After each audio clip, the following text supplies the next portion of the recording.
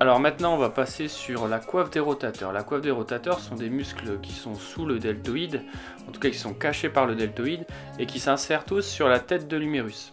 C'est pour ça qu'on parle de coiffe, parce qu'il la coiffe. Donc on démarre avec le petit rond, on a ensuite l'infra-épineux, au-dessus on a le muscle supra-épineux dont on a parlé tout à l'heure puisqu'il peut se frotter sur le processus acromial.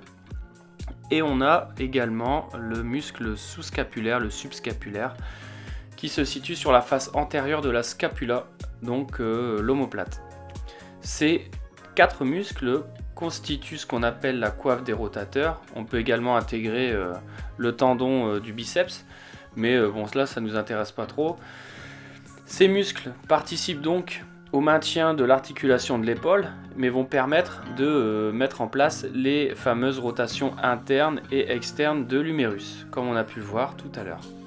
Pour aller un peu plus précisément dans les détails, donc au niveau des rotateurs externes de l'humérus, qui s'insèrent donc à l'arrière de la tête de l'humérus, on a le petit rond et l'infra-épineux, qui vont permettre justement d'écarter l'humérus, de le faire tourner vers l'extérieur.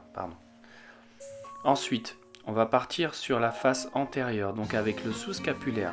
Le sous-scapulaire, lui, ça va être un muscle de rotation interne. Mais il n'est pas tout seul dans l'histoire, il va être associé, on va le voir un peu plus en détail, là je vais vous l'isoler, au muscle grand rond. Le muscle grand rond, lui, comme il ne s'insère pas en haut sur la tête de l'humérus, on ne parle pas de coiffe des rotateurs, il n'est pas concerné. Mais par contre, il permet, de par son trajet, son insertion, de favoriser donc les rotations internes avec le sous-scapulaire.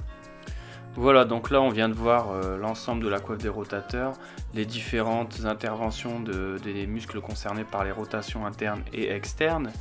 Je pense que sur l'ensemble de la vidéo on a fait le tour sur la sollicitation de l'articulation de l'épaule dans les différents plans de l'espace, les exercices de musculation qui pour moi sont les plus adaptés, même s'ils ne sont pas les seuls, hein, ce n'est pas exhaustif comme on dit. N'hésitez pas si vous avez des questions. J'espère que cette vidéo vous a plu, que les suivantes vous plairont. N'hésitez pas s'il vous plaît à la partager, à partager mon travail, ça me pousse à en faire d'autres et de plus en plus aboutis. Donc moi je vous dis à la prochaine, je vais attaquer un nouveau muscle, je ne sais pas encore lequel. Et on se retrouve sur la prochaine vidéo. Allez, à bientôt.